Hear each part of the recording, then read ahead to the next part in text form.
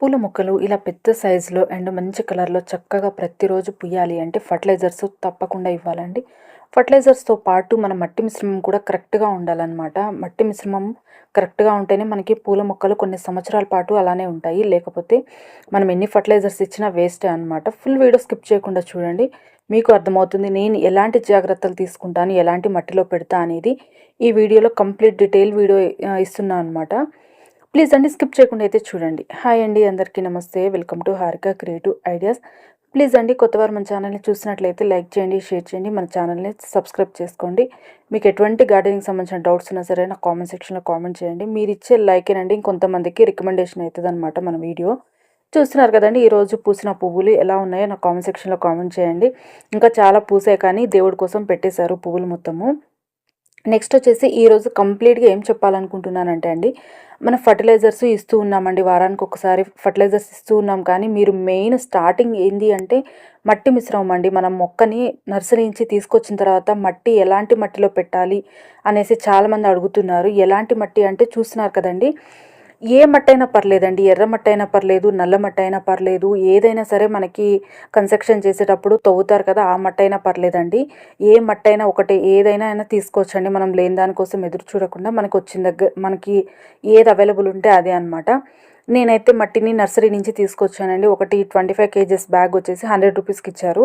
మట్టిని తీసుకొచ్చిన తర్వాత మనం నీట్గా జల్లించుకోవాలండి. మనం ముఖ్యంగా కుండీలలో పెంచుకుంటున్నాం కాబట్టి చాలా జాగ్రత్తగా పెట్టాలన్నమాట మట్టిని. మనం నర్సరీ నుంచి మట్టి తీసుకొచ్చినా సరే దాంట్లో చాలా రాళ్ళు ఉంటున్నాయి, చూస్తున్నారు కదా. ఇలాంటి రాళ్ళల్లో మనము పోషకాలన్నీ కలిపించినా ఆ మట్టిలో కలవవన్నమాట. కాబట్టి నీట్గా జల్లించుకోండి. మనము మొక్కలు తెచ్చుకునే ముందు ఈ పనులన్నీ చేసి పెట్టుకున్నామంటే మనం మొక్కలు తెచ్చుకున్నాక శ్రమ లేకుండా ఈజీగా రిపోర్టింగ్ చేసుకోవచ్చు అనమాట. లేకపోతే మనం మొక్కలు తీసుకొచ్చిన తర్వాత ఎట్లాగైనా ఒక వారం రోజులు అలానే ఉంచుకోవాలండి, రిపోర్టింగ్ చేసేకూడదు కదా వెంటనే. ఈలోపు అయితే ఈ పనులైతే చేసి పెట్టుకోండి. చూస్తున్నారు కదండి, మట్టినైతే నీట్‌గా జల్లించుకోవాలండి. మనము ఆ రాళ్ళతో పాటు అలాగే వెయ్యకండి. నేనైతే చాలా వరకు మట్టిని తక్కువ యూజ్ చేస్తాను. ఎక్కువ కిచెన్ కంపోస్టే యూజ్ చేస్తానండి. ఎందుకంటే నేనొచ్చేసి 4థ్ ఫ్లోర్‌లో పెట్టుకుంటున్నాను మొక్కల్ని. ప్రతిసారి మట్టి మనము మోసుకెళ్ళాలన్నా కూడా ఇబ్బందే ఉంటది కదా. కాబట్టి నేను ఎక్కువ శాతం అయితే కిచెన్ కంపోస్ట్ అండి. కిచెన్ కంపోస్ట్ కూడా మన ఛానల్‌లోనే వీడియో అప్లోడ్ చేశాను. చూడని వాళ్ళుంటే చూడండి. ఈజీగా చేసుకోవచ్చండి. నా దగ్గర అయితే కంప్లీట్‌గా 3-4 బకెట్స్ కంటిన్యూ నడుస్తూ ఉంటాయన్నమాట. ఒకటి అయిపోతే ఇంకొకటి అలా అన్నమాట. చూస్తున్నారు కదండీ, జల్లించుకున్న తర్వాత వచ్చిన రాళ్ళను కూడా నీట్‌గా ఇలా కొట్టేసుకోండి. ఇలా రాయి తీసుకొని ఏదైనా బరువుగా ఏదైనా ఒక సహాయం తీసుకొని వీటిని నీట్‌గా ఇలా పగలగొట్టడం వల్ల ఆ మట్టిని కూడా మళ్ళీ జల్లించుకోవచ్చు. వాటిని అట్లా వదిలేయకండి. చాలా నీట్‌గా అయితే చేసుకోండి మట్టిని. ఎందుకంటే చిన్న చిన్న ఏమన్నా కలుపు మొక్కలు, ఏమన్నా వాటి సంబంధించిన వేర్లు ఉంటాయి కదా, అవి కూడా నీట్‌గా పోతాయన్నమాట. వీటిని జల్లించుకుంటా నేను మళ్ళీ. ఇదొచ్చేసి పాత మట్టండి. మన దగ్గర ఆల్రెడీ రిపోర్టింగ్ చేసుకున్నా నేను. మీరెప్పుడైనా మొక్కని రిపోర్టింగ్ చేసుకున్న తర్వాత ఆ కుండీలలో ఉన్న మట్టిని మొత్తం కంప్లీట్‌గా తీసేయండి. తీసేసి కొత్త మట్టి వేసుకొని రిపోర్టింగ్ చేసుకోండి. ఎందుకంటే మనకు ఆ కుండీలలో ఉన్న మొక్క ఎందుకు చనిపోయిందో తెలీదు కదండీ. మనకి మట్టిలో పెస్ట్ ఉండడం వల్ల చనిపోవచ్చు, లేకపోతే పోషకాలు అందక చనిపోవచ్చు, ఏదైనా అయ్యుండొచ్చు కదండీ. కాబట్టి మట్టిని మాత్రం కంపల్సరీగా ఎండపెట్టుకోండి. దీనిలో అంతో ఇంతో ఫంగస్ అయితే ఉంటదండి. కాబట్టి నేను పాత మట్టిని ఇదైతే జల్లించుకునే అవసరం లేదు. ఒక 3-4 డేస్ వరకు ఎండకి ఎండబెట్టేసి నేనైతే మళ్ళీ యూజ్ చేసుకుంటాను వీటిలో కొన్ని పోషకాలు కలిపేసి. కాబట్టి మట్టి చూడండి ఎంత మెత్తగా, ఎంత పొడి పొడిగా ఉందో. నా గార్డెన్‌లో అయితే మొక్కలు బలంగా రావడానికైతే ముఖ్యంగా మట్టి మిశ్రమమేనండి. ఉన్నంత వరకు మాత్రం నీట్‌గా జల్లించుకొని ఎటువంటి రాళ్ళు లేకుండా నేనైతే మిక్స్ చేసి పెట్టుకుంటాను. కంపల్సరీగా ఒక 3-4 డేస్ వరకు ఈ తడంతా లేకుండా ఎండపెట్టుకోండి. మీకు వీలైతే ఒక గుప్పెడు పసుపేసి కలిపి ఎండపెట్టేసుకోండి. చూస్తున్నారు కదండీ, ఈ రాళ్ళనైతే నేను ఒక కవర్‌లో ఏసేసుకొని ఒక ఇటుకరాయి తీసుకొని గట్టిగా వాటిని పగలగొడుతున్నా అనమాట. పగలగొట్టుకొని మళ్ళీ జల్లిచ్చేసుకుంటాను వీటిని. ఇదే విధంగా ఒక రాయి తీసుకొని నీట్‌గా పగలగొట్టేయండి వాటిని. ఈ పెద్ద పెద్ద రాళ్ళైతే అస్సలు కలవవండి. అసలు మరీ నర్సరీలో అయితే పెద్ద పెద్ద రాళ్ళొస్తున్నాయి. నేను ఒక ఫుల్ బ్యాగ్ తెచ్చుకుంటే అది మొత్తం జల్లించుకునేసరికి నాకు హాఫ్ బ్యాగే వచ్చింది. మట్టి రాళ్ళే కాకుండా పెద్ద పెద్ద గులకరాళ్ళు కూడా ఉన్నాయి వాటిలో. ఇలాంటి గులకరాళ్ళున్న మట్టి, ఇట్లా రాళ్ళున్న మట్టిలో మొక్కలైతే అస్సలు ఎదగవండి. కాబట్టి వీటిని మొత్తం రాయి తీసుకొని నలిగేంత విధంగా నీట్‌గా రాయితో కొట్టాననమాట.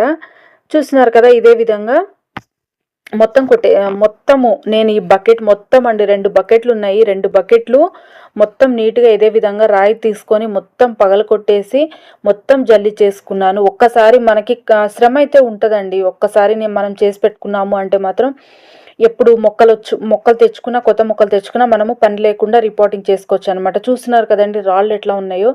వీటినైతే మళ్ళీ నేను జల్లిచ్చేసుకుంటున్నాను.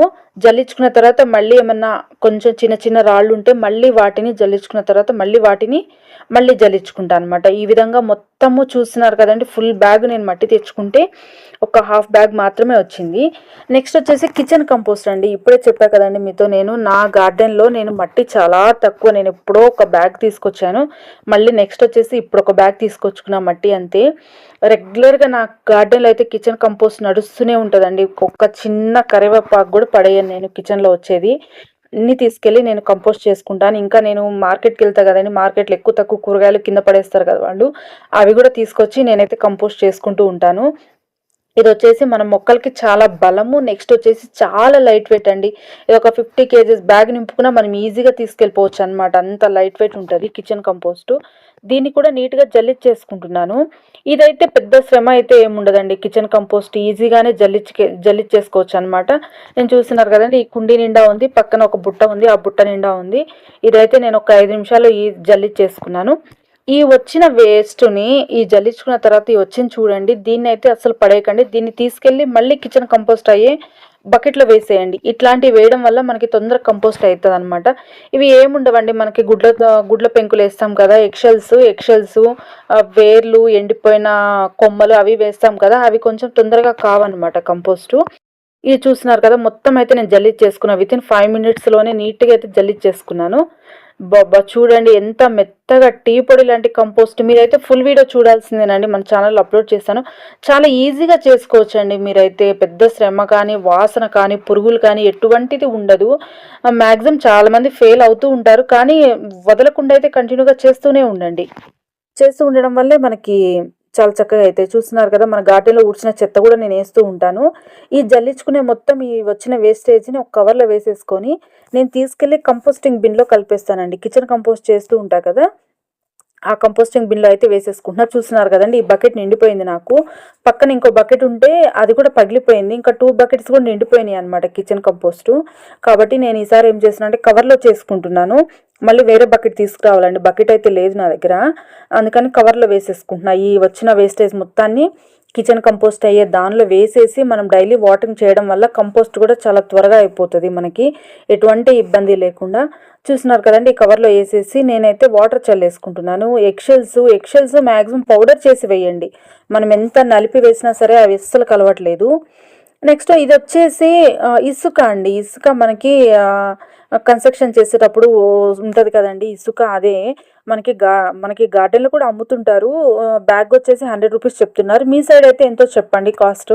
మా దగ్గర అయితే ఒక ఎర్రమట్టి ఒక బ్యాగ్ 100 రూపీస్, ఇసుక అయినా సరే ఒక బ్యాగ్ వచ్చేసి 100 రూపీస్ తీసుకుంటున్నారు.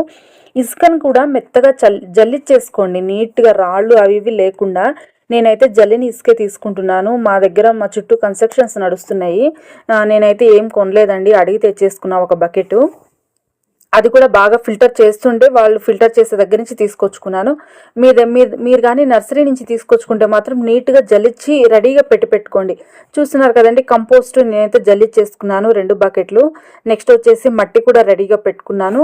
నెక్స్ట్ వచ్చేసి ఇవి ఇసుక కూడా రెడీగా ఉందండి. బకెట్ అయితే నేను ఇంకో బకెట్ కింద ఉందన్నమాట, నేను పైకి తీసుకొని రాలేదు. మనం మొక్కలు తెచ్చుకునే ముందే ఇవన్నీ రెడీగా పెట్టుకున్నామంటే మనకి ఎటువంటి ఇబ్బంది ఉండదు. చూస్తున్నారు కదండి, ఇవి ఇక్కడ 3 మొక్కలు ఉన్నాయి, ఇంకా బయట వచ్చేసి ఇంకా 3 మొక్కలు ఉన్నాయి. నేను మొత్తం ఒకేసారి 6 మొక్కల్ని రిపోర్టింగ్ చేసుకుంటానండి. చేసుకునేటప్పుడు కూడా నేను వీడియో అప్లోడ్ చేస్తాను, ఎలా రిపోర్టింగ్ చేయాలి. గులాబీ మొక్కని ఒక విధంగా రిపోర్టింగ్ చేయాలి, మందారం మొక్కని ఒక విధంగా రిపోర్టింగ్ చేయాలి. ఆల్రెడీ మన ఛానల్లో వీడియోస్ అప్లోడ్ చేశాను, కానీ గులాబీ మొక్కల్ని చాలామంది అడుగుతున్నారు ఎలా రిపోర్టింగ్ చేయాలి అనేసి. వాళ్ళ కోసమని కంపల్సరీగా నేను గులాబీ మొక్కల్ని రిపోర్టింగ్ వీడియో చేస్తున్నానండి. ప్లీజ్ అండి, ఈ వీడియో మీకు నచ్చిందని అనుకుంటున్నాను. నచ్చితే లైక్ చేయండి, షేర్ చేయండి, మన ఛానల్ని సబ్స్క్రైబ్ చేసుకోండి. మరొక మంచి వీడియోతో నేను మీ ముందుకు వస్తాను. ప్లీజ్ అండి, మీకు ఎటువంటి డౌట్స్ ఉన్నా సరే నా కామెంట్ సెక్షన్లో కామెంట్ చేయండి. మొక్కల్ని మాత్రం చాలా హెల్తీగా పెంచండి. Thank you so much.